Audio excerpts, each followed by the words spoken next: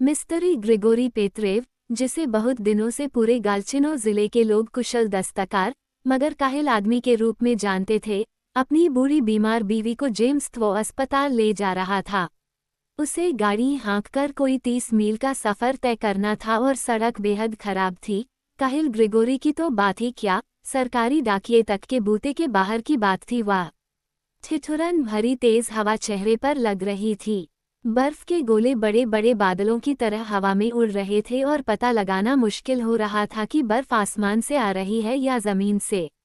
बर्फ की वजह से खेत, तार के खंभे, जंगल कुछ भी नहीं दिखाई देते थे और जब बहुत ज्यादा तेज हवा का झोंका आ जाता, ग्रिगोरी को जुआ भी न सूझता।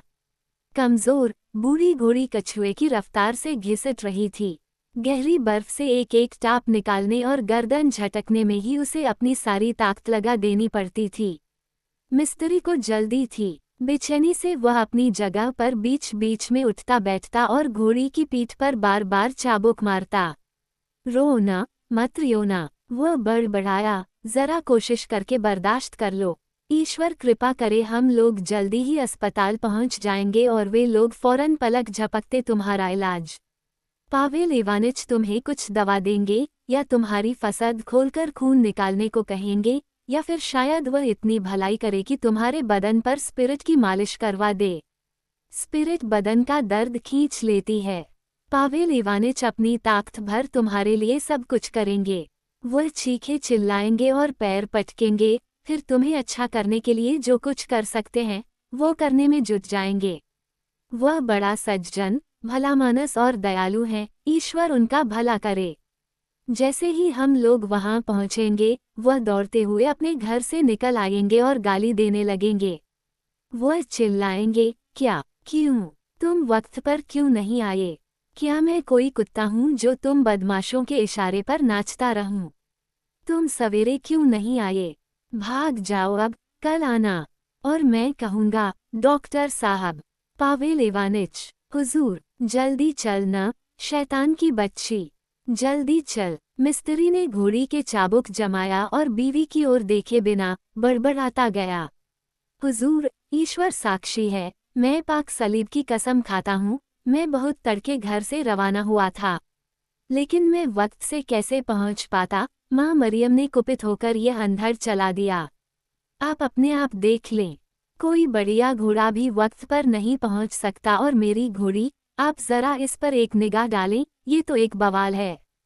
और पावेल इवानिच गुस्से में भौहें तानकर चिल्लाएंगे, मैं तुम लोगों को समझता हूँ। तुम लोग हमेशा कोई ना कोई बहाना ढूंढ ही लोगे, खास तौर पर तुम ग्रीष्का, तुम्हें तो मैं खूब जानता हूँ। मेरा ख्याल है कि तुम रास्ते में 5 बार शराबा खाने में रुके होगे। और मैं कहूँगा, हुजूर, मैं क्या कोई संगदिल नास्तिक हूँ? क्या मुझे भगवान का डर नहीं है? यहाँ मेरी बुढ़िया मर रही है, उसके प्राण पखेरु उड़ने वाले हैं और मैं क्या शराबा खानों की ओर दौड़ूंगा? यह आप कैसी बात कर रहे हैं? जहन्नुम में जाए शराबा खाने। तब पावेल इवानिच तुम्हें अस्पताल के भीतर ले जाने को कहेंगे और मैं उसके पैरों पर गिर जाऊंगा। पावेल इवानिच, हुजूर, हम आपके एहसानमंद हैं, आपको धन्यवाद देते हैं। हम पापियों व मूर्खों को आप माफ़ करें। हमें बहुत कड़ाई से न जांचें, हम ठहरे गंवार किसान। हम लोगों को तो लात मारकर निकाल देना चाहिए, और आप हैं कि हमसे मिलने के लिए बाहर बर्फ में निकल आए हैं। और पावेल इवानिच मेरी ओर ऐसे ताकेंगे मानो मुझे ठोकने वाले हैं और कहेंगे, मेरे पैरों पर गिरने की जगह तुम गधे को वो का धनकोस ना छोड़ अपनी बुढ़िया पर कुछ तरस खाना चाहिए। तेरे तो कोड़े मारना चाहिए। कोड़े, पावेल इवानिच, ईश्वर जानता है, हम लोगों के सचमुच कोड़े लगने चाहिए, पर आपके पैरों पर हम कैसे न गिरें, आपकी श्रद्धा कैसे न करें जब आप हमारे हितचिंतक हैं, हमारे अपने पिता हैं। हुजूर, मैं सच कहता हूँ, ईश्वर साक्षी है, अगर मैं अपनी बात से फिरूं तो आप मेरे मुंह पर थूक देना। जैसे ही मेरी मत्रियोना अच्छी हो जाएगी, बिल्कुल पहले जैसी हो जाएगी, आप जो हुक्म देने की मेहरबानी करेंगे, मैं वही चीज़ बनाकर तैयार कर दूंगा। अगर आपको पसंद हो तो सिगरेट केस बना दूंगा, बढ़िया लकड़ी का सिगरेट केस। क्रोके खेलने के लिए लकड़ी की गेंद बना दूंगा, स्किटल खेलने की तीलियां बना दूंगा, ऐसी बढ़िया मानो। विदेशी हूँ, आपके लिए सब कुछ करने को तैयार रहूंगा। इसके लिए मैं आपसे 1 कोपेक भी न लूंगा। इस तरह के सिगरेट केस के लिए मास्को में वे आपसे 4 रूबल ऐंठ लेते और मैं आपसे 1 कोपेक भी नहीं लूंगा।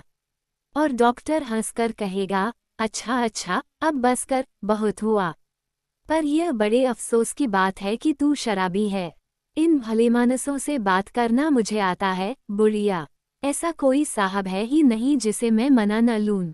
बस भगवान इतनी दया करे कि हम रास्ता न भूलें। कैसा तूफान है, बर्फ की वजह से मुझे ठीक ठीक दिखाई भी नहीं पड़ता। मिस्त्री लगातार बड़बड़ाता जाता, अपनी घबराहट को दबाने के लिए वो बिना सोचे समझे जुबान चलाता जाता। पर जहां उसके पास शब्दों की कमी नहीं थी, वहीं उसके दिमाग में लगे विचारों और सवालों के तांते का भी अंत नहीं था। संताप ने अचानक ही आकर उसे घेर लिया था, जैसे घास गिर पड़ी हो और वो हतबुद्धि हो गया था। वह संभल न पा रहा था, अपने होश हवास में न आ पा रहा था, सोच समझ न पा रहा था। अभी तक उसने लापरवाही की जिंदगी बिताई थी, मानो शराब के खुमार में था। उसे खुशी या अफसोस किसी का पता ही न था, और अब एकाएक उसके हृदय में असहनीय पीड़ा हो रही थी। लापरवाह, काहिल और शराबी अब अकस्मात अपने को व्यस्त, काम में बूझे व्यक्ति की, हड़बड़ी में पड़े ऐसे व्यक्ति की स्थिति में पा रहा था, जो स्वयं प्रकृति के विपरीत पड़ गया हो। जहां तक मिस्त्री को याद थी, इस संताप ने उसे पिछली शाम आ घेरा था। हमेशा की तरह नशे में चूर, वह जब शाम को घर लौटा और बरसों पुरानी आदत के मुताबिक गाली बकने और घूंसे चलाने लगा, उसकी बुढ़िया ने अपने अत्याचारी की ओर ऐसी निगाह से देखा जिस ढंग से उसने पहले कभी नहीं निहारा था। उसकी बूढ़ी आंखों में आमतौर पर जो भाव रहता था, वह था शहीद का, भीरुता का, ऐसे कुत्ते का भाव जो पीटा बहुत जाता हो और भोजन बहुत कम पाता हो। पर अब उसकी आंखें स्थिर और कठोर थीं, जैसे संतों की प्रतिमाओं की आंखें होती हैं, या मन आसन लोगों की होती हैं। उन विलक्षण, वेदनाप्रद आंखों ने ही संताप का बीज बोया था।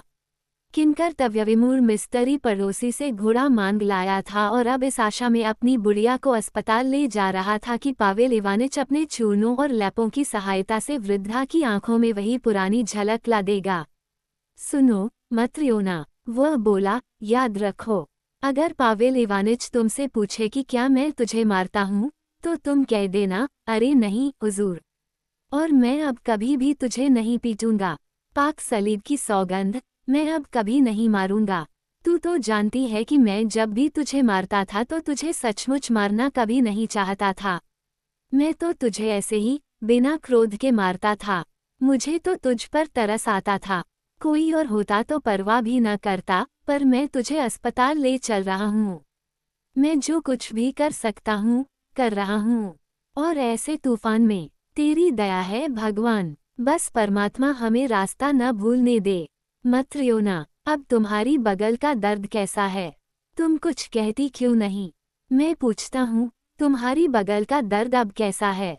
उसे यह बात अजीब लग रही थी कि वृद्धा के चेहरे पर बर्फ पिघल नहीं रही थी। अजीब बात यह थी कि उसका चेहरा भी लंबा खींचा लगता था, और ऐसे मटमैले भूरे रंग का हो रहा था, मानो गंदी मोम का हो, और ऐसा गंभीर, ऐसा कठोर लग रहा था। मिस्त्री ने भन्ना कर कहा, ऐ पागल बूढ़ी, मैं तुझसे ईमानदारी से, ईश्वर को साक्षी करके पूछता हूँ, और तू? बूढ़ी पगली, मैं तुझे पावेल इवानिच के पास नहीं ले जाऊंगा, बस। मिस्त्री ने लगाम ढीली छोड़ दी और सोच विचार में लग गया। बुढ़िया की ओर ताकने की उसकी हिम्मत नहीं हो रही थी, वह डर रहा था। बिना जवाब पाए उससे सवाल करते जाने में भी उसे डर लग रहा था। अंत में इस दुविधा को दूर करने के लिए उसने वृद्धा की ओर देखे बिना उसका ठंडा हाथ टटोला। जब उसने हाथ छोड़ा, वो पत्थर की तरह गिर पड़ा। मर गई, हाय हाय, और मिस्त्री रोने लगा। उसकी भावना दुख की नहीं, खींच की थी। वो सोचने लगा कि दुनिया में घटनाएं किस तेजी से घटती हैं। उसका संताप ठीक से शुरू भी न हुआ था कि अब सब कुछ समाप्त हो गया। अपनी वृद्धा के साथ रहना, उससे अपने दिल की बात कहना, उससे स्नेह करना, उसकी सेवा करना अभी ठीक से शुरू भी न हुआ था कि वह मर गई। वो उसके साथ 40 वर्ष से रह रहा था, पर ये 40 वर्ष मानो एक कुहासे में बीत गए थे। शराब पीने, लड़ने झगड़ने और ज़रूरतों में जिंदगी अज्ञात सी ही गुजर गई थी। और वृद्धा ठीक उस समय गुजर गई जब उसे आभास हुआ कि वो उसे प्यार करता था, कि वो उसके बिना रह नहीं सकता, कि उसने उसके साथ बड़ा जुल्म किया था। उसे याद आया, वह भीख मांगने जाती थी, मैं उसे रोटी के लिए भीख मांगने भेजता था, हाँ मैं भेजता था। ओफ ओफ, वह अभी 10 साल और जिंदा रह सकती थी। बेचारी पगली, और अब वह सोचती होगी कि मैं सचमुच ही ऐसा था। पवित्र माता, मैं जा कहाँ रहा हूँ? अब उसे डॉक्टर नहीं, कब की जरूरत है। अरे मुड़ जा, वापस मुड़। ग्रिगोरी ने लगाम खींचकर घोड़ी का मुंह पीछे फेर दिया और पूरी ताकत से उसके चाबुक जमाया। हर घंटे सड़क और ज्यादा खराब होती जाती थी। अब उसे घोड़ी का जुआ बिल्कुल ही नहीं दिखाई देता था। बीच बीच में गाड़ी किसी चीड़ के पौधों को कुचल जाती, कोई काली चीज मिस्त्री का हाथ खरोंच जाती और तेजी से उसकी आंखों के सामने से चमककर निकल जाती, और फिर उसे चक्कर मारती हुई सफेदी के अलावा और कुछ न दिखाई देता। मिस्त्री सोच रहा था, काश जिंदगी फिर नए सिरे से शुरू करने का मौका मिलता।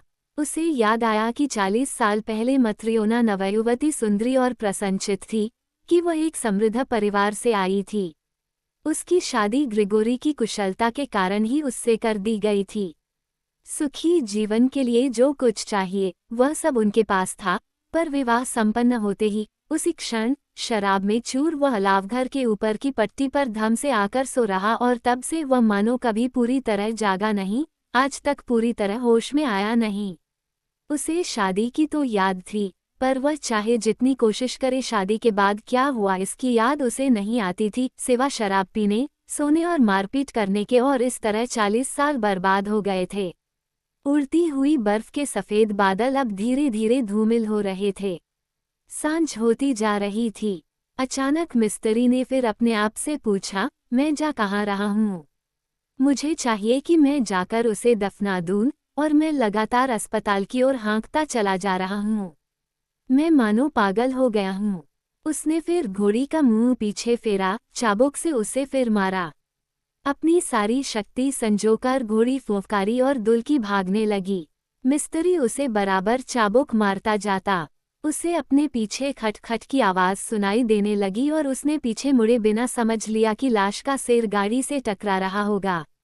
अंधेरा बढ़ता गया, हवा और ठंडी होती गई, और तेज व ठिठुरन भरी होती गई। जिंदगी फिर से शुरू करने को मिले, मिस्त्री सोच रहा था। मैं अपने लिए नए औजार खरीद लूं और लोगों से ऑर्डर लेकर उनके लिए सामान बनाने लगूं, और रुपया मैं वृद्धा को देने लगूं। हाँ, तब उससे लगाम छूट गई। वो उसे ढूंढने लगा और झुककर उसे उठाना चाहा, पर बेकार, उसके हाथ चल नहीं रहे थे।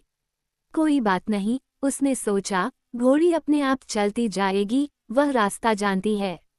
अगर मैं अभी एक झपकी ले पाता, जनाजे और गिरजाघर में दुआ के वक्त तक मैं आराम कर लेता। मिस्त्री ने आंखें मींच ली और ऊँघने लगा। थोड़ी देर में उसे लगा कि घोड़ी रुक गई है। आंखें खोलकर उसने देखा कि वो किसी गहरे रंग की झोपड़ी या चारे के बड़े ढेर के सामने है। वह समझ रहा था कि उसे स्लेज से उतरकर देखना चाहिए कि वह है कहाँ, पर उसके अंग अंग में ऐसी थकान, ऐसा आलस्य भरा था कि वह सर्दी से जमकर मर जाने से बचने के लिए भी हिलडुल न सकता था। वह आराम से सो गया। वह एक बड़े कमरे में जागा जिसकी दीवारें सफेदी से पुती हुई थीं। खिड़की से चमकीली धूप भीतर आ रही थी। मिस्त्री ने देखा कि कमरे में लोग मौजूद हैं, और उसके दिमाग में जो पहली बात आई वह थी कि उसे विज्ञ और समझदार लगना चाहिए। उसने कहा, पादरी को बताना होगा, हमें वृद्धा के लिए दुआ मांगनी चाहिए। किसी आवाज ने उसे टोका, ठीक है, तुम जरा चुपचाप लेटे रहो। यकायक डॉक्टर की झलक पा अचंभे में वह चिल्ला पड़ा, अरे ये तो पावेल इवानिच है, हुजूर। माई बाप, हमारे हितचिंतक। उसने बिस्तर से कूदकर चिकित्सा विज्ञानी के चरणों में नतमस्तक होने की कोशिश की, लेकिन उसे लगा कि उसके हाथ पांव उसके बस में नहीं हैं।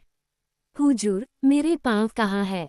मेरे हाथ कहाँ गए? अपने हाथ पांवों को अलविदा कह लो। तुमने उन्हें सर्दी में जमने दिया। बस करो। तुम रो किस लिए रहे हो? ईश्वर को धन्यवाद दो कि तुम्हें पूरी जिंदगी मिली। मैं समझता हूँ तेरी उम्र तो 60 हो चुकी है, तुमने भी अपना जमाना देख लिया। हाय हाय हुजूर, मन में ये बिठा लिए कैसे मरूं। मुझे माफ करें, मैं अगर 5-6 बरस और रह पाता।